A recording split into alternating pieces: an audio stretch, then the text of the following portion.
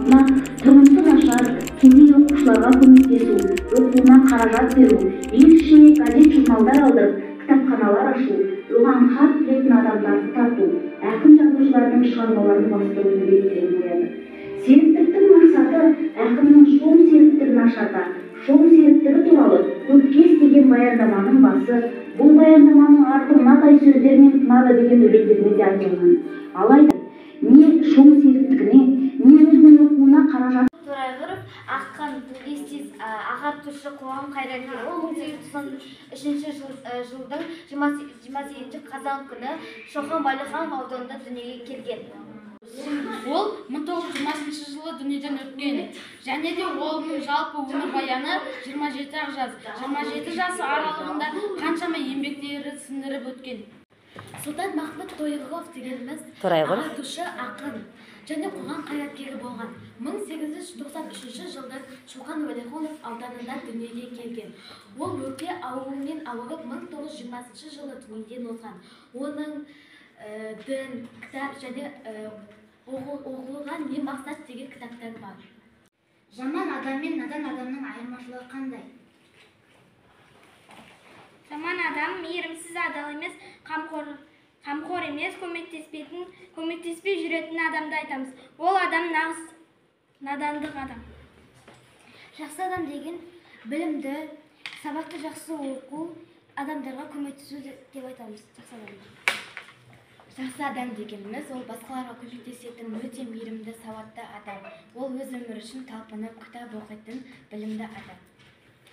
Жаман адам деген сабақты жақсы оқымайды, талпынышы жоқ, өте өмірден нашар адам.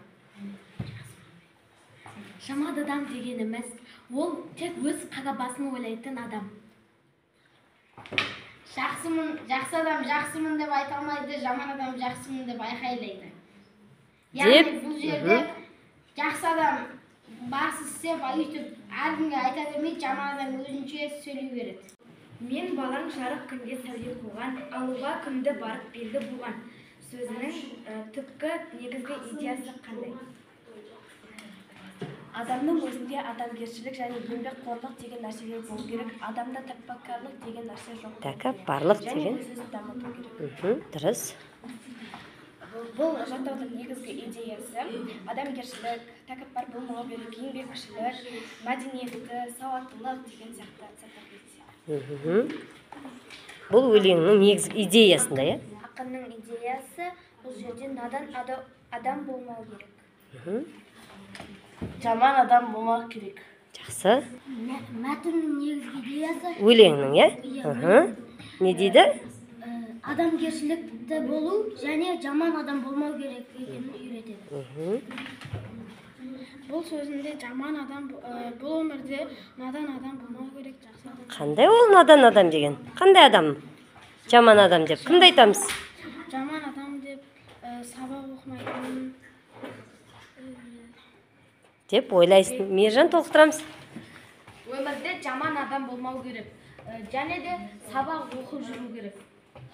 Болды ма? Осымен толықтырамыз ба? Толықтыратын жоқ па? Тірі болу мен адам болу ұғымдарын қалай түсінесіңдер? Тірі болып ғылым іздеймін. Ал надан болып өткенше өлгенім артық. Тірі болу дегеніміз ол мен өз ұрпағыма жиһанымды қалдырып, білімімді қалдырып кетемін.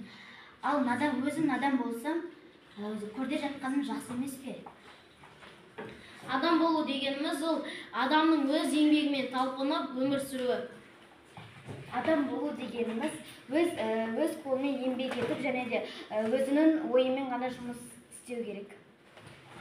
Адам боламын, оқып білім іздеу. Адам болу өз бетінше іздену. Бұл Торайғыровтың өзекті мәселесінде адам жақсы болу керек. Жақсы жолға түссек, осы жаман жолға түспей, жақсы болып, осы мемлекетімізді құрмай аламыз.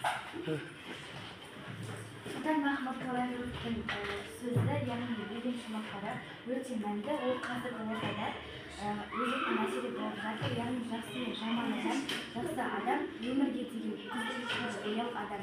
Ол адам яғни өз мемлекетінде дамытып қорғайды. Керемет. Сұлтан-Махмұт Торайғыровтың бұл өлеңінде ол қазіргі өзекті мәселе өйткені жақсы адамдардан жақсы іс өнеге алу керек. Жаман адамдардың артынан жүрмеу керек. Ол қанша жақсы болса да.